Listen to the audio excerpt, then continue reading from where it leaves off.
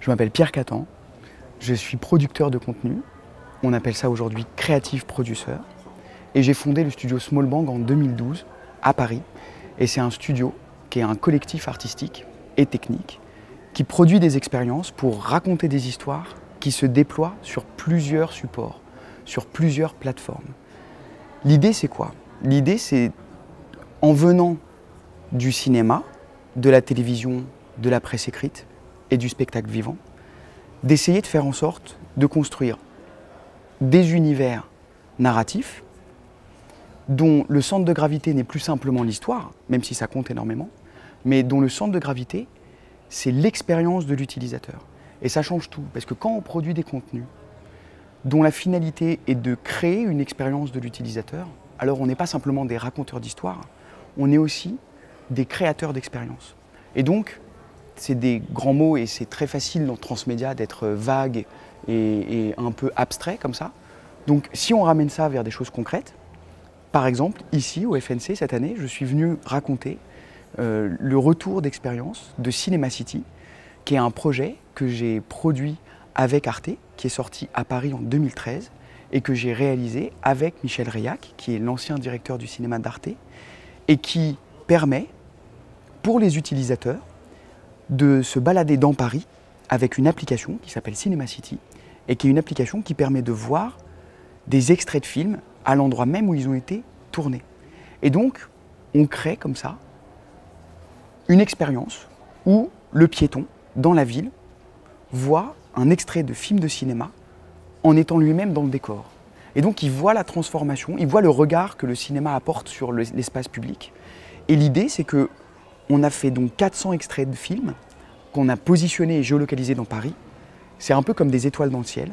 Et nous, ce qu'on a fait, c'est qu'on a dessiné les constellations. On a relié les points les uns aux autres en créant des balades autour de thématiques, autour de monuments, autour de périodes historiques, pour proposer aux gens de se promener dans la ville en parcourant, en reparcourant ce que le cinéma a porté comme regard sur la ville. Depuis 20 ans que le web est là, il y a beaucoup d'industries culturelles qui sont restées un peu emprisonnées sur leur métier parce qu'ils se définissent par leur support. Le cinéma se définit par la salle de cinéma. Le livre se définit par le livre imprimé. La BD se définit par le 48 pages cartonné couleur, comme on dit. Et toutes ces industries créatives, aujourd'hui, ont du mal à passer d'un monde à l'autre parce qu'ils se recroquevillent sur leur support. Nous, ce qu'on fait, c'est qu'on ne considère pas le support, on considère le contenu. Qu'est-ce que c'est la bande dessinée à l'heure de la tablette? C'est ça qu'on explore avec Falena. Et c'est Marietta Rennes, l'auteur de Falena, qui elle-même, après 15 ans de travail dans des studios d'animation à Paris, où elle a participé aux plus grands films d'animation extrêmement classe qui sont produits en France, combinée avec une grande expertise et une grande expérience de bande dessinée, Marietta a imaginé une bande dessinée qui serait un seul dessin de 320 mètres de long. Et en réalité, dans la tablette, vous avez une seule chose à faire, c'est progresser dans un scrolling horizontal de 320 mètres. C'est une grande BD noir et blanc avec du sound design et avec des typos. Et ça raconte une histoire qui mélange les sciences cognitives et la mythologie. À côté de cette application pour tablette qu'on va sortir en janvier 2016 avec France Télévisions, les nouvelles écritures de France Télévisions, on produit une fresque urbaine de 115 mètres qui raconte une histoire un peu complémentaire de Falena, qui est toujours l'univers de Falena, mais qui est une autre histoire, en fait une ramification narrative.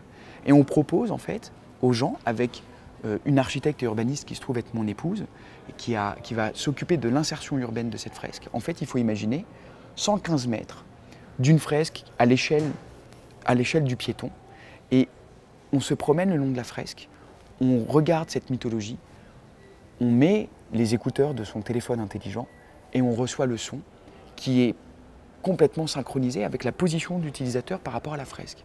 Et pour ça, on utilise des méthodes qui sont issues de toutes les technologies extrêmement ouvertes en Creative Commons qui ont été inventées par les hackers, qui sont dans le champ du digital, ceux qui portent le digital dans son ouverture au monde comme un outil de transformation des pratiques culturelles.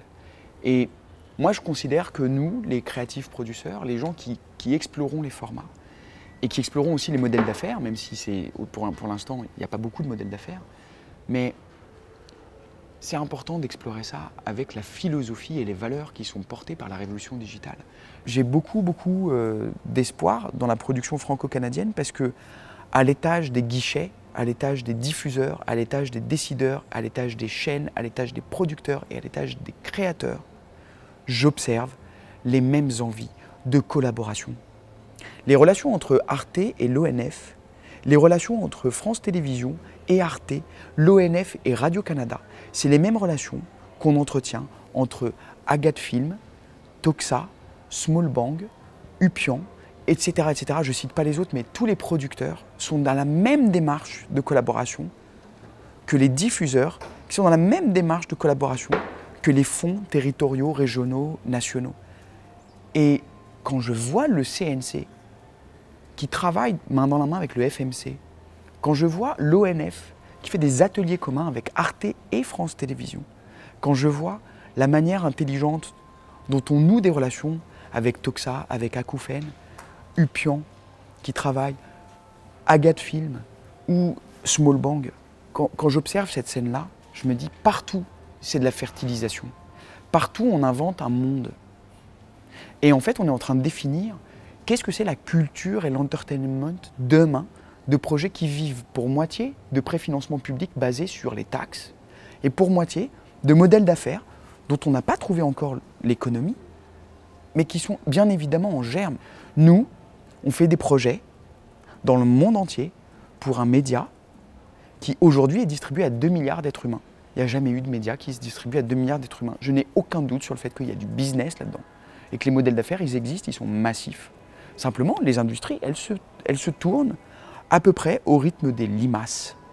Et donc, il faut beaucoup de temps, non pas aux créateurs ou aux producteurs, pour inventer les nouvelles façons de raconter des histoires. Il faut beaucoup de temps aux industries pour pivoter. Parce que les usagers, les gens qui ont des smartphones dans la poche, les gens qui sont abonnés à Netflix et qui sont abonnés à Uber, à Airbnb ou à Spotify, ils sont déjà dans les usages de demain. Ce n'est pas une crise de l'offre, c'est pas une crise de la demande. La demande, elle n'a jamais été comme ça. On a un média de 2 milliards de personnes qui nous réunit déjà tous. Il y a 800 millions de personnes, il y a plus d'1 milliard de personnes sur Facebook. Les outils existent déjà. Le live tweet où les gens ils tweetent en même temps pendant qu'ils regardent un programme de télé. C'est pas la télé qui l'a inventé, c'est les gens qui sont sur Twitter. Point. Donc c'est pas une crise de la demande, c'est une crise de l'offre.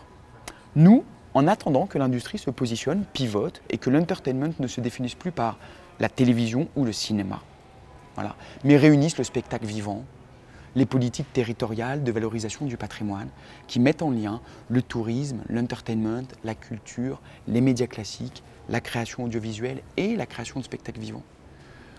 Par exemple, le FNC, le festival, c'est un média aujourd'hui. C'est une plateforme médiatique qui réunit des audiences, une programmation, un territoire et qui met en lien comme ça les choses. C'est très intéressant de suivre ça.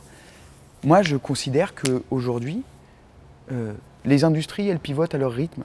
Mais ceux qui sont à la pointe dans ces industriels, ceux que j'ai cités, à l'ONF ou à Arte ou à France Télévisions ou à Radio-Canada, les guichets territoriaux comme le CNC ou le FMC, les gens qui s'occupent des nouveaux médias là-dedans, par rapport à nous producteurs et par rapport aux auteurs avec lesquels on travaille, on est tous sur la même page. Moi, ce qui m'intéresse, c'est de travailler d'abord sur des interfaces sans écran et de comprendre comment on va, avec l'Internet des objets qui est en train d'arriver, comment on va s'interfacer avec des contenus, des multitudes de contenus, et créer en permanence des territoires narratifs, des territoires de fiction dans nos réalités et dans la réalité qu'on vit. La réalité qu'on vit, elle est liée à nos sens, elle est liée à nos perceptions. Et la technologie va s'affranchir des écrans pour venir augmenter nos oreilles, augmenter nos yeux et nous permettre d'accéder à des couches d'informations, ce que j'appelle la peau digitale, qui vont complètement métamorphoser notre rapport au monde et à la connaissance. Et le bien commun culturel, c'est ça.